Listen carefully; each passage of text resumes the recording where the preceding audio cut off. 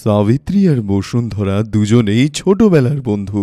বয়স হয়ে যাওয়ার পরেও তারা একে অপরের সঙ্গ ছাড়েনি। সাবিত্রী অবশ্যই গরিব বাড়ির মেয়ে ছিল, কিন্তু তার পরিবার খুব সুখের ছিল। তারই উল্টো দিকে বসুন্ধরার এক মেয়ে ছিল, যার নাম বেবি ছিল। বেবি বসুন্ধরার একটা কথাও শুনত না, আর দিন রাত নিজের বিগড়ে যাওয়া বন্ধুদের সঙ্গে পার্টি আর হ্যাং আউট করে বেড়াতো। একদিন সাবিত্রী বসুন্ধরার সঙ্গে তার বাড়িতে দেখা করতে যায়। ওরা দুজনে একে অপরের সঙ্গে কথাবার্তা বলছিল, এমন সময় বেবি বসুন্ধরা থেকে কিছু টাকা চাইতে আসে। মা, আমার কিছু টাকা চাই, আমি বন্ধুদের সাথে ট্রিপে যাব। এই পরশুই তো আমি তোমায় ৫,০০০ টাকা দিলাম। ও কাম অন মম, ওই টাকা তো ভিকির বার্থডে পার্টিতে শেষ হয়ে গেছে। এখন আমায় যদি ট্রিপে যেতে হয় তো টাকা তো লাগবেই না। আমি বললাম না আমি একটা টাকাও তোমায় দেব না। মা, তুমি নিজের মেয়ের সাথে ঠিক করে কথা বলতে পারো না। তুমি আমাকে টাকা দাও বা না দাও, আমি আমার বন্ধুদের সাথে ট্রিপে তো যাবই যাব। বেবি বসুন্ধরার কথাটা একদমই না শুনে ওখান থেকে চলে যায়। সাবিত্রী বসুন্ধরাকে চিন্তিত দেখে তার সমস্যা বুঝে তাকে বলে, তোর মেয়ে তোর সাথে কি সবসময় এভাবেই কথা বলে? আর কি বলি দিদি, ওর বাবাই ওকে পুরো বিগড়ে দিয়েছে। আমার তো একটা কথাও শোনে না, ও আমাকে নিজের শত্রু ভাবতে শুরু করেছে। আমার বেবির সঙ্গ ঠিক মনে হচ্ছে না। সাবিত্রীদি, কখনো কখনো ও মদ খেয়ে নেশা করে ফেরে আর আমাকে চিনতে অবধি অস্বীকার করে দেয়। সেই সময় আমি ওর অবস্থা দেখতে পারি না। আচ্ছা, তো এই ব্যাপার। আমার কাছে এই অসুখের ওষুধ আছে। আমি চাই তুই তোর মেয়ের বিয়ে আমার ছেলের সাথে দিয়ে দে। সাবিত্রীদি, এটা তুই কি বলছিস? ও তো এখানে আমাদের বাঁচা মুশকিল করে দিয়েছে। যদিও তোর বাড়িতে তোর বৌমা হয়ে যায়, তাহলে তোর জীবনও শেষ হয়ে যাবে। সেসব আমার উপর ছেড়ে দে। তুই শুধু কোনোভাবে নিজের মেয়েকে রাজি করা আমার ছেলেকে বিয়ে করতে। ঠিক আছে, আমি চেষ্টা করব। তোর মেয়েকে খুব ভালো করে রাখব। তোর মেয়েও তো আসলে আমার মেয়ের মতোই না। আমিও আমাদের এই পুরনো বন্ধুত্বকে সম্পর্কে পাল্টাতে চাই। বসুন্ধরা সাবিত্রী নিজের রায় বানিয়ে ফেলে। সাবিত্রী নিজের ছেলে রবিকে বেবির সাথে বিয়ে দেওয়ার জন্য রাজি করিয়ে ফেলে। এদিকে বসুন্ধরাও বেবিকে বিয়ের জন্য বোঝাতে শুরু করে। কিছুদিনের মধ্যেই ওদের দুজনের জাঁকজমক করে বিয়ে হয়ে যায়। বিয়ের পরে যখন রবি বেবিকে নিজের বউ বানিয়ে নিজের বাড়িতে আনে, সাবিত্রী ওদের স্বাগত জানাতে বরণমালা নিয়ে তৈরি থাকে। বরণ করার সময় প্রদীপের ধোঁয়াটা বেবির নাকে গিয়ে লাগে, যাতে ও চিৎকার করে বলে ওঠে, হি, আপনি বুড়ি বোকা মহিলা, চোখে দেখতে পান না নাকি? এই কথাতে রবির প্রচণ্ড রাগ হয়, কিন্তু ও ওকে তখন কিছু বলে না। যখনই বেবি বাড়িতে ঢোকে, তারপর বাড়ির অবস্থা দেখে চিৎকার করে বেবি বলে, মাই ফুট! এটা কিরকম বাড়ি? এরকম বাড়িতে তো জানোয়ারও থাকতে চাইবে না। আমি এক মুহূর্তও এখানে থাকব না। এই ঝোপড়িতে আপনি আর আপনার ছেলেই ঠিক আছে। তুমি নিজের মুখটা বন্ধ রাখবে নাকি সেটার জন্য আমাকেই কিছু করতে হবে? 2 টাকার লোক, তুই আমার সাথে এত উঁচু আওয়াজে কথা বললি কি করে? যত টাকা তুই সারা বছরে রোজগার করিস সেটা আমার 1 মাসের পকেট মানিতে খরচ হয়। ভিখারির বাচ্চা, নিজের সাধ্যের বাইরের স্বপ্ন দেখছো? বেবির কথা শুনে রবির প্রচণ্ড রাগ হয়ে যায়। ও চড় মারার জন্য যেই হাতটা তোলে, সাবিত্রী ওর হাতটা আটকে নেয়। এইসব দেখে বেবি নিজের মায়ের বাড়িতে আবার ফেরত চলে যায়। এদিকে সাবিত্রী রবিকে বোঝাতে শুরু করে, বাবা বড়লোক বাড়ির বিগড়ে যাওয়া মেয়ে, তাই ইটের জবাব পাথর দিয়ে দেওয়ার জায়গায় আমাদের ওকে ভালোবেসে বোঝাতে হবে। ও আজ অবধি কোনোদিন গরিবই দেখেনি, আর তাই ও এইভাবে কথা বলছিল। কিন্তু মা, তুমি কি এটা দেখতে পাওনি যে ও তোমাকে আর আমাকে কিভাবে অসম্মান করছিল আর আমাদের বাড়িকে খারাপ বলছিল? আমি তোমার এরমভাবে অপমান কিভাবে মেনে নিতে পারি? বাবা, বেবি মনের দিক থেকে খারাপ নয়, শুধু ওর চোখের উপর থেকে বড়লোকের পর্দা সরাতে হবে। ওই বাড়িতে কেন ফেরত আসতে চাইবে? আমরা দুজন যাই, ওকে মানিয়ে আবার এই বাড়িতে নিয়ে আসব, কারণ এখন ও এই বাড়ির বৌমা। এটা বলেই সাবিত্রী আর রবি ওকে ওর বাড়ি থেকে আনতে চায়, কিন্তু ও পরিষ্কার মানা করে দেয়। ওই বাড়িতে আমি কখনো যাব না। তুমি হলে আমার বউ, আর বউ হওয়ার দরুন তোমার স্বামীর বাড়ি হলো আসল বাড়ি। তোমার কি ক্ষমতা আছে? হ্যাঁ, আমার স্বামী এরকম যে কোনো গরিব বাড়ি থেকে বিলং করবে না। তার জন্য ওকে আমাদের সমান হতে হবে। তোমার টাকা চাই তো আমি তোমাকে টাকা এনে দেব, কিন্তু তার বদলে তোমাকে ঘরে থাকতে হবে। যদি তুমি হেরে যাও তাহলে এই বিয়ে ভেঙে দেবে। আমি রাজি। বেবি এবার রবির সঙ্গে যাওয়ার জন্য তৈরি হয়ে যায়। আর কিছুদিন শ্বশুরবাড়িতে থাকার পরে ও আশেপাশের মানুষগুলোর সঙ্গে একটু আধটু কথা বলতে শুরু করে। ও বাড়িতে একটাও কাজ করত না, কিন্তু সারাদিন বাজার আর নগরীর মধ্যে এদিক ওদিক ঘুরে বেড়াতো। সন্ধেবেলা যখন রবি ঘরে আসতো তখন ও মাটিতে বিছানা পেতে ঘুমিয়ে থাকত, কিন্তু বেবিকে খাটে শোয়ার জন্য জায়গা ছেড়ে দিত। সাবিত্রী দিন রাত বাড়ির সব কাজ করত। একদিন বেবি তার নতুন বান্ধবী নেহার সঙ্গে বাজার থেকে কিছু জিনিস কিনতে গেছিল। বেবি নিজের জন্য নতুন নতুন জামা কাপড় আর আর্টিফিশিয়াল গয়না কেনা শুরু করে। তুমি রোজ রোজ নতুন নতুন জামা আর গয়না কেনো? এত টাকা তোমার কাছে আসে কোথা থেকে? আরে আমার ওই গাধা বর, আমি যত চাই ওর থেকে তত টাকা বার করতে পারি।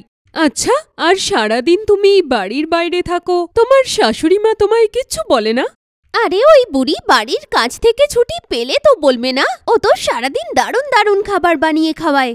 আর তুমি কি করো?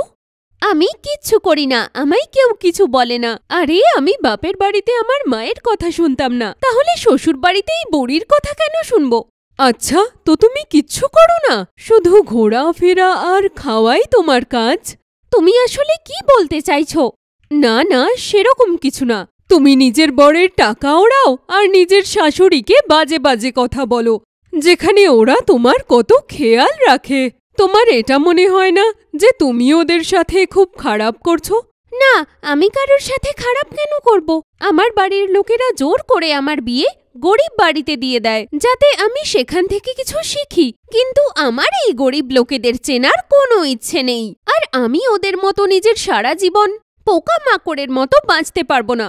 আমিও আসলে গরিব, কিন্তু আমার নিজের জীবন খুব ভালো লাগে, কারণ আমার পরিবার একসাথে অনেক খুশি থাকে। আমার মা তো আমার শত্রু ছিল, শত্রু। আমাকে তো শুধু আমার বাবাই ভালোবাসতো, উনি আমায় অনেক টাকা দিতেন। বেবি, তুমি কি কোনোদিন ভেবেছো সেই টাকা কি করে রোজগার করে? আমি জানি না যে টাকা কিভাবে রোজগার করে, আর আমার এইসব জানার খুব বেশি ইচ্ছেও নেই। তুমি নিজের জীবনের অনেক বড় ভুল করছো বেবি। কিসের ভুল নেহা? আমি তোমার কথা বুঝতে পারছি না। কোনো ব্যাপার না বেবি, তুমি আমার কথা আজ নয়তো কাল ঠিকই বুঝে যাবে। এটা বলেই নেহা ওখান থেকে চলে যায়, আর বেবিও বাড়ি পৌঁছে যায়, যেখানে দেখে যে সাবিত্রীর শরীর প্রচণ্ড খারাপ। সাবিত্রী বিছানায় শুয়ে থাকা অবস্থাতেই বেবির কাছ থেকে এক গ্লাস জল চায়। জানি না তার মনে কি হয়েছিল, সে চুপচাপ সাবিত্রীকে এক গ্লাস জল বাড়িয়ে দেয়। জল দেওয়ার সময় সাবিত্রীর হাতটা বেবির হাতে ছুঁয়ে যায়। সাবিত্রীর শরীরটা জ্বরে পুড়ে যাচ্ছিল। এইটা দেখে বেবি চিন্তায় পড়ে যায়, আর ও বুঝতে পারছিল না যে ও কি করবে। ও সাবিত্রীর মাথায় ঠান্ডা জলের পট্টি দিতে শুরু করে, আর ডাক্তারের থেকে ওষুধ নিয়ে আসে। ওষুধ খেয়ে সাবিত্রী বিছানাতেই শুয়েছিল, আর সন্ধে হতেই বেবির খিদে পেতে শুরু করলো। যেহেতু সাবিত্রীর শরীরটা খারাপ ছিল, তাই জন্য সে বুঝতে পারছিল না সে কি খাবে। মায়ের শরীর আজকে খারাপ, আর আমার খিদেও পেয়েছে। আমি কি খাবো? আর রবিও ডিউটি থেকে এসে ক্লান্ত থাকবে। আমি এক কাজ করি, সবার জন্যে ম্যাগি বানিয়ে দিই। বেবি দোকান থেকে ম্যাগি এনে কিচেনে গিয়ে সেটা বানাতে শুরু করে। সন্ধে হতেই যখন রবি বাড়ি এলো, সে দেখল যে তার মা বিছানায় শুয়ে আছে, তার মাথায় জল পট্টি দেওয়া। যেটা দেখে সে তার মাকে জিজ্ঞেস করল, মা, তোমার কি হয়েছে? হ্যাঁ বাবা, আমি ঠিক আছি। সঠিক সময়ে বেবি আমার জন্যে ওষুধ এনেছিল, আর আমাকে ওষুধ খাইয়ে জ্বরও কমিয়ে দিয়েছে, আর এখনও খাবার বানাচ্ছে। খাবার বানাচ্ছ? আমি তো কিছুই বুঝতে পারছি না। যখন ও রান্নাঘরে গেল, ও দেখল যে বেবি হাতে টুথপেস্ট লাগিয়ে বসে আছে। আজকে তুমি এখানে কি করছো? আর তোমার এই আঙুলে কি হয়েছে? আসলে আমি ম্যাগি বানাচ্ছিলাম, আর ফুটন্ত জল আমার হাতে পড়ে যায়। তুমি ওখান থেকে সরো, আমি খাবার বানাচ্ছি। আমি জানি তুমি খাবার বানাতে পারো না। হ্যাঁ, আমার খিদে তো পেয়েছে, কিন্তু তোমারও তো খিদে পেয়েছে না? আমি আমার খিদে সহ্য করতে পারি, কিন্তু তুমি নয়। রবি সবার জন্য ম্যাগি বানায়, আর সবাই ম্যাগি খেয়ে রাতে শুয়ে পড়ে। রবি নিচে মাটিতেই ঘুমিয়ে পড়েছিল, কিন্তু বেবির বিছানায় ঘুম আসছিল না। সেও মাটিতে গিয়ে রবির পাশে ঘুমিয়ে পড়ে। আর যখন রবি সকালবেলা উঠে দেখল যে বেবি ওর পাশেই ঘুমিয়েছিল, তখন সে ওকে চাদর দিয়ে ঢেকে দেয়। এবার ধীরে ধীরে বেবি সাবিত্রী আর রবিকে বুঝতে শুরু করেছিল। বেবি ধীরে ধীরে সাবিত্রী থেকে বাড়ির সব কাজকর্ম এবং খাবার বানানো শিখে নেয়। যেহেতু ও শিক্ষিত ছিল, তাই জন্য রবি ওকে জব করতে বলল। যাতে সেও নিজের পায়ে দাঁড়াতে পারে। ধীরে ধীরে বেবি রবিকে পছন্দ হতে শুরু করলো, আর রবির জন্মদিনের দিন রাত্রিবেলা বেবি ওকে প্রপোজ করলো। রবি, তুমি আমার জীবন পাল্টে দিয়েছ। তোমার পরিবার আমায় বাঁচার মানে শিখিয়েছে। আমি তো আমার পার্টি আর হ্যাংআউট করা জীবনটাকেই ভালো ভাবতাম, কিন্তু তোমার সাথে জীবনের শান্তি বুঝতে পেরেছি আমি। থ্যাংক ইউ সো মাচ আমাকে বোঝার জন্যে। ওরা দুজনে রবির বার্থডেটা সেলিব্রেট করলো, আর কিছুদিনের মধ্যেই বেবি একটা খুশির সংবাদ দেয় যে ও মা হতে চলেছে। তার জীবনের এই খুশির সময়ে বসুন্ধরা নিজের মেয়ে বেবির সঙ্গে দেখা করতে আসে, আর ওর এই রূপ দেখে ও হয়রান হয়ে যায়। ওর নিজের চোখের উপর বিশ্বাসই হচ্ছিল না যে ও তার মেয়ে বেবিকেই দেখছে, যে এখন সাবিত্রীর পরিবারের বউ হয়ে উঠেছে। ওরা সবাই এই খুশির সময়টা ধুমধাম করে উদযাপন করে আর খুশি খুশি একসঙ্গে থাকতে শুরু করে। বন্দনা যেই মেয়ের ছবিটা ছেলের বাড়ি লোককে দেখালো, অমনি ছেলের বোন হেসে উঠল। এটা তুমি কি দেখাচ্ছ কাকি? দাদাকে তুমি দেখোনি নাকি ভুলে গেছো দাদা কেমন দেখতে? কেন রে, এই মেয়েটার মধ্যে কি খারাপ আছে? শুধু একটু কালোই তো। মা দেখো তো কাকি কি বলছে। এই মেয়েটা একটু কালো কালো কালো হয়, সেটা একটু হোক বা বেশি হোক। বন্দনা, সারা পৃথিবীতে তুই এই মেয়েটাকেই পেলি? আমার ছেলেকে দেখেছিস? কি ফর্সা দেখতে আমার ছেলে, আর তার জন্যে তুই কালো মেয়ের সম্বন্ধ এনেছিস? আমি তো মেয়ের গায়ের রং নিয়ে ভাবিনি। আমি তো শুধু এইটুকু জানি যে মেয়েটা খুব ভালো, বাড়ির সব কাজ জানে, আর আওয়াজ এত আস্তে ভাবতেই পারবে না। পড়াশোনা জানে, ইন্টেলিজেন্ট আর স্মার্টও, আর সরকারি চাকরি করে। কাকে তুমি চাঁদ দেখেছো যার মধ্যে দাগ থাকে? তুমি শুধু দাগটাই তুলে এনেছো। তুমি কি আমার দাদার জীবনে আগুন লাগানোর কথা ভাবছো নাকি? এসব কি বলছিস? যাই বলো, এই মেয়ের মুখ তো কাঁচির মতন চলে। তোমাকে দেখতে শুনতে তো বেশ ভালো মা, কিন্তু বড়দের সাথে কিভাবে কথা বলতে হয় সেটা জানো না। এরকম ব্যাপার না, আমরা মেয়েকে ভীষণ আদরে মানুষ করেছি। এখন নিজের দাদার জন্যে এরকম মেয়ে দেখে যে কারুর মাথা গরম হয়ে যাবে। আচ্ছা ঠিক আছে, তাহলে একটা কাজ করি, আমি এই ফটো নিয়ে যাচ্ছি, আর তুমি যেখানে এই সুন্দর পরি পাবে সেখানেই নিজের ছেলের বিয়ে দিও। এই বলে বন্দনা ওখান থেকে চলে যায়। বাইরে বেরোতেই মনন বন্দনাকে আটকে নেয়। এই নাও বাবা ফটো। আমি তো তোমাকে আগেই বলেছিলাম তোমার বাড়ির লোক মানবে না, কিন্তু তুমি ভেবেছিলে এইভাবে তারা রাজি হয়ে যাবে। এর মানে আমার বাড়ির লোক এই সম্পর্ক মেনে নেবে না, এবার আমাকেই কিছু করতে হবে। ঘটনাটা এটাই হয়েছিল যে মননের সৌম্য নামের একজন মেয়েকে ভালো লাগে, কিন্তু তার রং কালো ছিল, জন্য সে বন্দনা কাকিকে বলে যে সম্বন্ধ দেখে তার জন্য, কিন্তু তাতেও খুব একটা কাজ হয় না। আর তাই মনন সোজাসুজি এবার নিজের বাড়ির লোকের সাথে কথা বলে। মা, তুমি সবসময় আমাকে বলতে না যে তোমরা আমার সব কথা মেনে নেবে, কারণ আমার ভাবনা চিন্তা ভালো আর আমি সবকিছু দেখেই কথা বলি। হ্যাঁ হ্যাঁ, একদম। তুই তো আমার ভালো ছেলে, ছোট থেকে আজ অবধি কখনো কিছু করিসনি। পড়াশোনাতেও ভালো ছিলি, নিজের পছন্দের সাবজেক্ট নিলি, আর দেখ এখন কত ভালো কোম্পানিতে চাকরি করছিস। মা, আমি একটা মেয়েকে ভালোবাসি, এবার তুমি যদি হ্যাঁ বলো তাহলে এই বাড়িতে বিয়ের সানাই বাজবে। বলো, এর থেকে ভালো কথা আর কি হয়? হ্যাঁ, তুই নিজের জন্যে কাউকে পছন্দ করেছিস? যদি কোনো ফটো থাকে দেখা আমায়, আমরা সম্বন্ধ নিয়ে এই রোববার চলে যাব। মেয়েটাকে তো তুমি অপছন্দ করেই ফেলেছ, আর আমি ছবি দেখে কি করব? আমি এটুকুনি বলছি যে সৌম্য খুব ভালো মেয়ে, পড়াশুনো করা, ইন্টেলিজেন্ট, তার উপরে বাড়ির ভালো দেখভালও করতে পারে।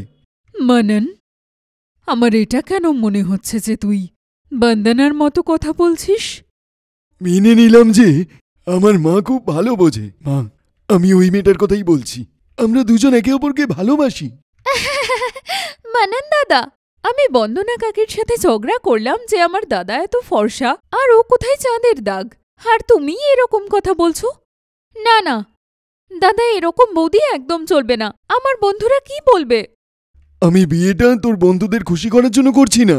সৌম্যকে আমি জীবনসাথী রূপে বেছে নিয়েছি কারণ আমার মনে হয়েছে যে ওর থেকে ভালো আমি পাবো না। তখনই মননের বাবা ওখানে আসে।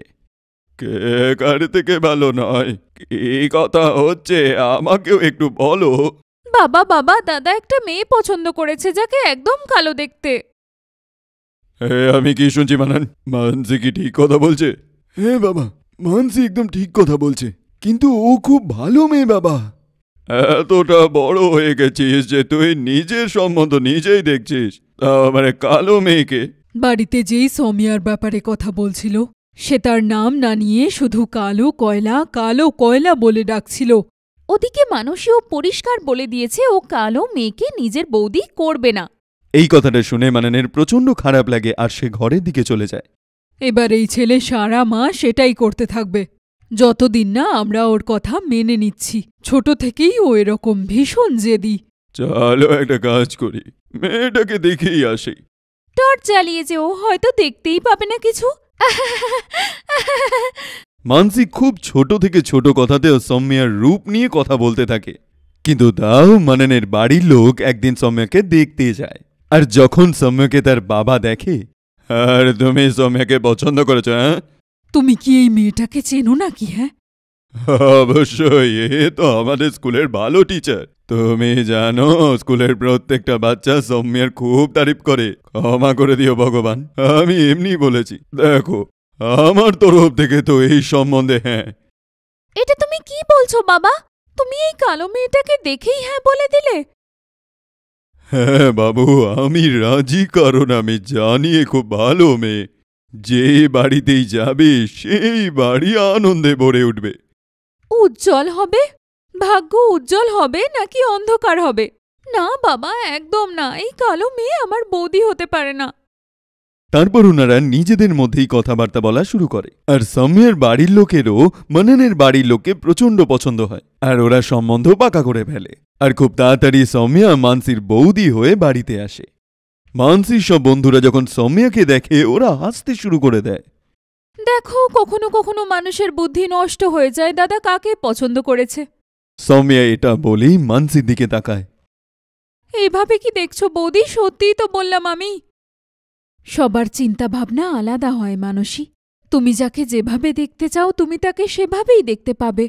আমি এর থেকে বেশি কিচ্ছু বলবো না। এইটা বলেই সৌম্যা ওখান থেকে চলে যায়। কিছুদিনের মধ্যেই সৌম্যা পুরো বাড়িটাকে সামলে নেয়। এমনকি মাননের মা, যে সৌম্যাকে তার রূপের জন্য খোঁটা দিত, সেও সৌম্যার ব্যবহারে প্রচণ্ড প্রসন্ন হয়। একদিন মানসি কোনো একটা কথায় নিজের মায়ের সাথে ঝগড়া করে ফেলে। আরে আরে ছাড়ো না মা, ওকে বোঝানোই ভুল হয়েছে। তুমি সারাক্ষণ পুরানো চিন্তা ভাবনা করো আর সেটাই করবে। কখনো কখনো মনে হয় ষাঁড়ের সামনে বীণ বাজাচ্ছি। এইটা দেখে সৌম্যার মানসির উপর প্রচণ্ড রাগ হয়, আর ও মানসিকে বলে ফেলে, এটা তুমি কি ধরনের কথা বলছো মায়ের সাথে? কি ভুল বলেছেন উনি? উনি ওনার অভিজ্ঞতা থেকে যা বলছেন ঠিকই বলছেন। ও প্লিজ, তুমি এর মাঝে কথা বলো না। মুখ দেখেছো তুমি নিজের? মানসী, ভগবানকে ধন্যবাদ যে আমায় এই মুখ দিয়েছেন। যদি তোমার মতো মুখ নিয়ে এই ধরনের কথা বলতে হয়, তাহলে আমি জীবনে কোনোদিন ফর্সা হতে চাই না। দেখলে মা, বৌদি আমাকে তোমার সামনে কত কিছু বলল আর তুমি কিচ্ছু বললে না। কি ভুল বলেছে বৌমা? যা বলেছে ঠিকই তো বলেছে। তোর মতো মেয়ে নিজের সামনে কাউকে কিচ্ছু ভাবে না, এমনকি নিজের মাকেও না। তাহলে এই সুন্দর মুখ নিয়ে আমি কি করব? তোর থেকে ভালো তো সৌম্যা, দেখ কত মান সম্মান দেয় আমাকে।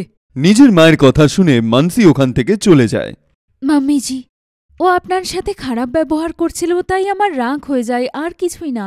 মানসীর উপর আপনি রাগ করবেন না মা। আপনি ওকে ভালোবেসে বোঝালে ও আপনার কথা বুঝতে পারবে। নয়তো একবার মুখ থেকে কথা বেরিয়ে গেলে বারবার বেরোতে পারে। তুমি ঠিকই বলেছ বৌমা, আমার ওকে গিয়ে এখন বোঝানো উচিত। বৌমা, সত্যি বলছি, আগে আমি ভাবতাম তুমি কালো, তাই বাড়িতে দাগের মতো। কিন্তু আমি ভুলে গেছিলাম কালো রঙে তো সব চাপা পড়ে যায়। আপনি মন থেকে আমায় মেনে নিয়েছেন, আমার জন্যে এর থেকে বড় আর কি হতে পারে মা? মাননের মা মানসিকে অনেক বোঝায়, কিন্তু মানসির মাথায় কিছুই ঢোকে না। তারপর একদিন সৌম্যা মানসিকে বোঝাতে শুরু করে। এদিকে এসো মানসী, আমার কাছে বসো। আচ্ছা একটা কথা বলো, তুমি যেখানে পড়তে যাও সেখানে তোমার টিচার যদি রাগ করে বা যদি তোমায় দুটো কথা শোনায়, তাহলে কি তুমি তার উপর রাগ করো? না না, একদম না। না হলে উনি আমায় কলেজ থেকে বার করে দেবেন, নয়তো রেস্ট্রিক্টেড করবেন। কিন্তু বাবা মা তো এরকম করে না। তুমি ওদের উপর রাগ করার পরেও ওনারা তোমাকে ভালোবাসা দেন, তাহলে তোমার বাবা মার সম্মান করাটাও তোমারই দায়িত্ব, তাই না?